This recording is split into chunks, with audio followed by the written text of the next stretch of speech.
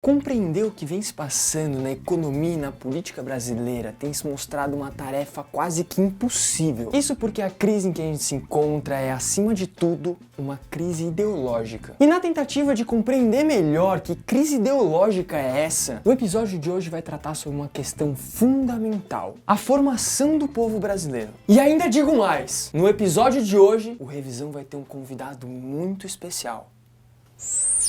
Uou! Boa tarde.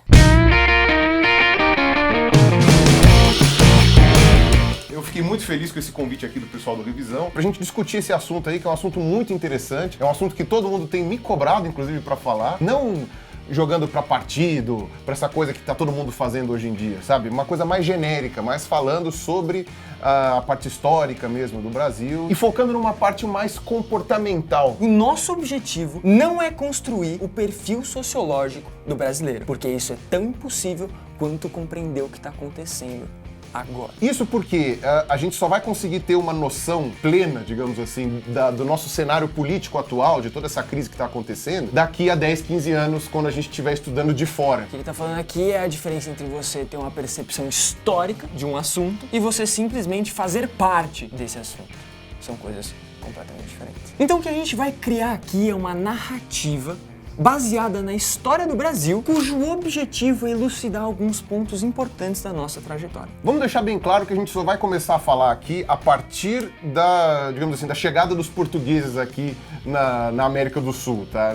Não que a gente não ache que seja importante o que aconteceu antes, mas é porque a realidade do que tinha antes era tão diferente do que veio depois, e o que veio depois é o que influencia tão diretamente o que a gente vai querer falar nesse vídeo, que a gente vai deixar só pro que vem depois dos portugueses. Dito isso, vamos ao que interessa. O resto não tem pressa. Corta isso.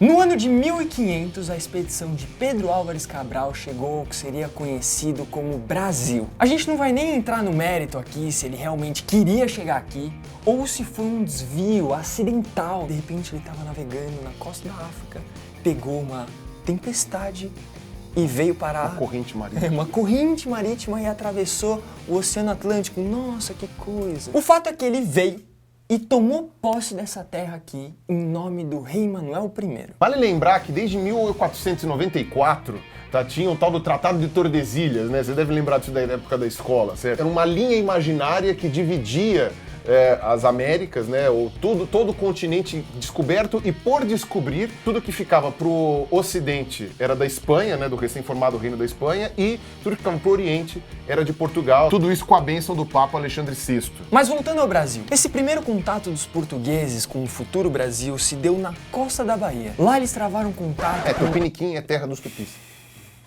Desculpa, foi mal. Vai lá. Lá eles travaram contato com os índios do ramo Tupi. Não sei ao exato que tribo que era, mas eu sei que eles falavam Tupi. E dessa experiência, desse contato, eles aprenderam algumas coisas do que estava rolando aqui. E o escrivão da frota do Pedro Álvares Cabral se chamava Pero Vaz de Caminha. Ele tomou nota dessas experiências, desses contatos que eles tiveram e relatou tudo numa carta dirigida a esse rei Manuel I de Portugal. A carta é bem longa e entre um montão de coisas que ela falava, dizia coisas do tipo assim: os nativos são um povo subdesenvolvido, com tendências à submissão e têm as almas que precisam ser salvas pelo cristianismo. E além disso, a terra tem muito valor. Mas qual a importância da gente te contar o que esse Pero Vaz de Caminha escreveu na carta dele? Nem de longe esse relato é fiel ao que ele encontrou. Mas a gente pode dizer que esse relato, ele dá pelo menos uma pequena noção do que ele queria que o rei enxergasse, de como ele queria que o rei visse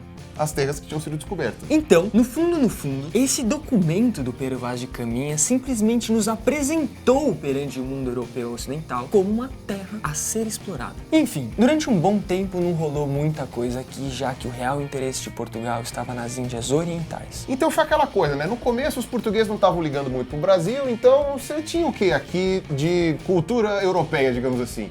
Você tinha umas feitorias, umas missas rolando de vez em quando, uns escambos. Tanto é que foi nessa época mais ou menos que os portugueses começaram a explorar o pau-brasil, tá? Que é aquela árvore que libera uma seiva vermelha que eles usavam para corar tecidos.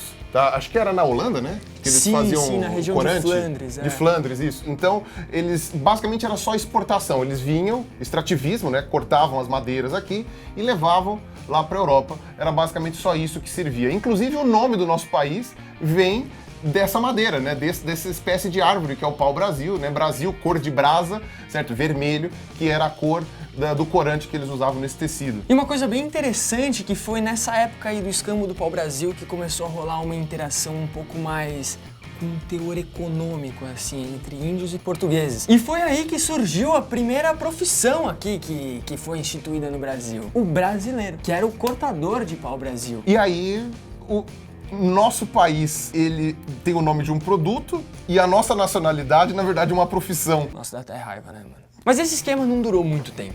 No ano de 1530, o rei Dom João III decidiu dar uma mudada nas coisas. Ele instituiu o regime das capitanias hereditárias, que era uma faixa absurda de terra. Passaram de pai para filho, certo? Tradição familiar, olha Sim, aí o claro. bagulho surgindo. Então, como eu falei, essas capitanias eram basicamente pedaços gigantescos de terra e os donatários, as pessoas que ficavam a cargo dessa região, elas eram incumbidas de colonizar, proteger e administrar essa região. E aí, no final, eles podiam explorar os recursos naturais à vontade. Então, basicamente, Portugal não tinha gasto nenhum com isso, né? A Inglaterra fez um negócio bem parecido com as 13 colônias ali Nos no Estados Unidos. norte. Só que teve uma diferença estrutural. Enquanto Portugal deu essas capitanias hereditárias para uma pessoa, para uma família, a Inglaterra concedeu esses títulos para empresas.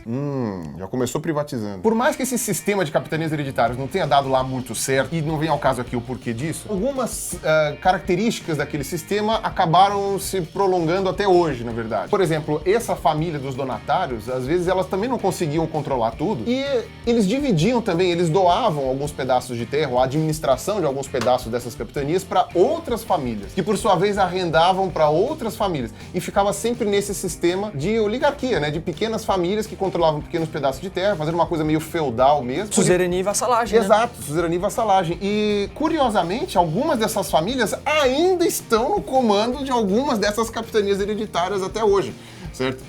Então, algumas desses lugares que foram mais povoados desde aquela época, então Pernambuco, Bahia, Alagoas, Maranhão. Olha, gente, se vocês já escutaram, assim, em algum lugar que no Brasil rola muito nepotismo, assim, olha, não sei se tem alguma coisa a ver com o que a gente tá falando aqui, ó. Cabe a você decidir, Só assim. uma sugestão. É, só assim, de repente... Vai que, né? Vai que, tá ligado? Então a ideia geral do que a gente acabou de falar aqui é que todo esse lance de apadrinhamentos e de uma tradição latifundiária no Brasil começou nesse período das capitanias hereditárias. Acontece que em 1654 os portugueses perderam de vez o domínio das rotas para as Índias Orientais, para os ingleses e para os holandeses. E a partir desse momento, o Brasil passa a ter uma importância especial para Portugal. Muito parecido também com o que aconteceu com as 13 colônias em Inglaterra. Sim. Napoleão, todo aquele lance. Exato. Então vou dar uma acelerada aqui, porque senão a gente não vai chegar nunca no ponto disso tudo. Finally! Os portos foram abertos. A Casa da Moeda foi criada. Mais lugares foram explorados. Os jesuítas foram expulsos. A capital mudou pro Rio de Janeiro. Era Salvador antes, né? Era. Faz sentido, né? Porque eles começaram ali na Bahia. Exato, aí desceram. Tá. Rolou a Inconfidência Mineira, tá? A gente tá acelerando bastante. A família real colou pra cá e começou a desenvolver a região. Aí teve um monte de movimentos, né? Teve uma treta geral quando a família real veio morar aqui. Aí, na sequência lógica, o Brasil virou reino. Teve a Revolução Pernambucana. Dom João VI retornou pra Portugal. Deixou o filho dele aqui pra tomar conta, né? E o filho dele resolveu proclamar a independência do Brasil estando aqui e virou o nosso rei. O pai dele era o rei de lá e ele virou o rei daqui. Guarda essa ideia. A independência do Brasil foi feita pelo príncipe português e para não irritar a metrópole, a gente teve que pagar uma indenização e como a gente não tinha grana, a Inglaterra, que foi muito boazinha, emprestou pra gente essa grana e a gente já nasceu com uma dívida. Então, como o nosso processo de independência não foi nem de longe uma ruptura, o que a gente pode tirar disso é que a nossa elite também era formada por pessoas estrangeiras, na sua maior parte portugueses. Voltando para nossa escalada histórica. Dom Pedro II estava governando e teve um monte de revoltas no período dele. Aí depois teve um grande período de imigração no Brasil. Aí teve Giuseppe Garibaldi. Galã de novela. Aí acabou o tráfico negreiro, Aí nasceu o Banco do Brasil. que substituiu a Casa da Moeda. Teve o ventre livre. Teve a Lei Áurea, né? E o fim da escravidão. Nessa vibe de fim também teve o fim do Império. Fim. teve a proclamação da República, Mais treta. aí revolta no Acre, Aí revolta da vacina. aí conflito no Ceará, Aí conflito na Bahia. aí revolta do Forte, Coluna Prestes. Getúlio Vargas, Estado Novo. salário mínimo, Juscelino Kubitschek. Brasília, Ditadura militar. mais treta, Diretas já. Fernando Collor, Impeachment. Plano Real. E aí depois o Lula, a Dilma e a crise econômica que estamos agora e etc.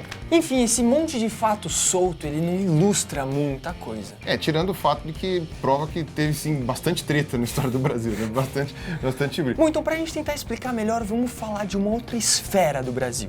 A esfera econômica. Houveram diversos ciclos econômicos no Brasil nesses 500 anos de história. Vocês podem ver que a gente passou de vários produtos de exploração de um para o outro, literalmente. A gente saiu do pau-brasil, foi para cana-de-açúcar, saiu da cana-de-açúcar, foi para o ouro, saiu do ouro. O algodão, o café, a borracha, a soja. Nem todos foram tão marcantes assim por um período tão longo, certo? Por exemplo, a cana-de-açúcar acho que foi o mais marcante de todos, porque inclusive foi a que introduziu a mão de obra escrava em larga escala, né? E começou aquele período todo de exploração e foi um dos que durou mais tempo também. Outro que também foi muito marcante foi o café, mas aí já não era mais mão de obra escrava, era mão de obra de imigrantes, né? Principalmente. E na real, esse lance de promover a imigração, principalmente aí dos italianos, foi uma tentativa do governo de criar um embranquecimento da população. Então, mas espera lá, então quais seriam os motivos para, sei lá, forjar essa europeização do Brasil, assim, né? Essa identidade nacional europeia? A semelhança, assim. Isso, exatamente. Né? Eu já chego lá. Uma coisa interessante que todos esses ciclos econômicos que a gente falou têm em comum é que todos eles eram voltados para suprir as demandas de um capitalismo europeu. Afinal de contas, é a vontade deles, que são os compradores, que regulavam o nosso mercado. Regulavam não é no passado que a gente pode usar esse verbo. É no presente. É no presente. E de repente até no futuro, se a gente não fizer nada para mudar essa situação. Com certeza. A gente ainda é um país que exporta commodities, basicamente. Sim.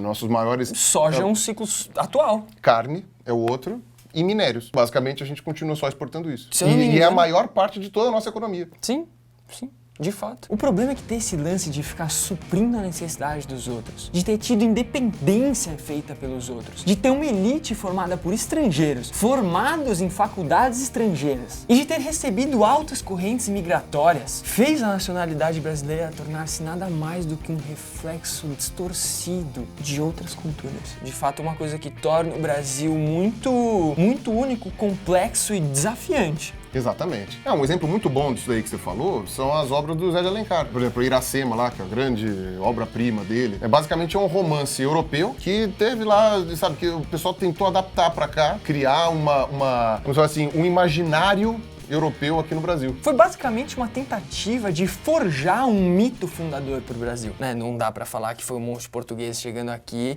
e estuprando índio, e matando índio, e escravizando índio. Não pega bem, né, para as crianças ali na escola. O Alencar basicamente substituiu a figura do cavaleiro medieval pelo índio. E ele deu um caráter imponente, né, para essa figura, assim, né, o engrandecimento da nossa pátria, Cheia né, de honra. cheia de honra, aquela coisa assim, né? Outra coisa que ele falou muito também foi a natureza. E ele falou isso porque naquela época, na época do José de Alencar, não tinha muita coisa assim que realmente valesse a pena engrandecer. Mas ele achou na natureza meio que uma válvula de escape. O único complicado é que ele queria exaltar a nossa pátria através da natureza. Só que a gente não teve mérito nenhum em nascer num país com uma natureza exuberante. Exato. Não é um fator que nós influenciamos. Exato, né? E legal que Iracema é um anagrama para América, né? Todo esse lance da virgem dos lábios de mel, todo esse lance, tipo, idealizar essa figura da Iracema, sendo que no fundo, a Iracema é a América. É a América. A história do nascimento do filho da Iracema, que é a América, né? Que é isso que a gente tem aqui, a virgem dos lábios de mel, com o português, resultou no Brasil, né? Especificamente, aquele foi um mito fundador para o Ceará. A gente também não tem que ficar com essa impressão, por exemplo, de que nada no Brasil é autêntico nosso, sabe? De que não existe nada que seja brasileiro autenticamente. Não, claro, a própria mistura de várias culturas gera um amálgama de uma coisa nova. Sim. Certo? Então a gente teve vários exemplos, vários expoentes culturais do Brasil que realmente ajudaram a formar um traço legítimo brasileiro, digamos assim, né? Por exemplo, a Clarice Lispector, Machado de Assis, Tarsila do Amaral na nossa arte. Mário de Andrade. Mário de Andrade, Chiquinha Gonzaga na nossa música. Por exemplo, o Chico Science. Até eu conhecer Recife, eu não tinha noção do que era essa questão do mangue, de quão era relevante aquilo lá para a formação. Mas as favelas de Recife são literalmente no mangue. Então, quando eu fui para Recife, eu entendi Chico Science. É uma coisa muito interessante, como isso daí também é uma coisa regional. Mas, ao mesmo tempo, saiu dos mangues das favelas de Recife pro resto do Brasil. E para finalizar, tem um conceito que eu gosto muito, de um cara chamado Sérgio Buarque de Holanda, o pai do Chico. Em 1936, no livro Raízes do Brasil, ele citou pela primeira vez o chamado homem cordial. Esse cordial vem de coração, de emoção. Sim. E teoricamente, para ele, o brasileiro seria esse homem cordial. Mas essa cordialidade não tá aí para dizer que a gente é bonzinho. O Sérgio Buarque de Holanda não acreditava nesse mito da coexistência pacífica e que não rola atrito no Brasil. Como a gente mostrou para vocês, se tem uma coisa que rolou na história do Brasil, foi atrito.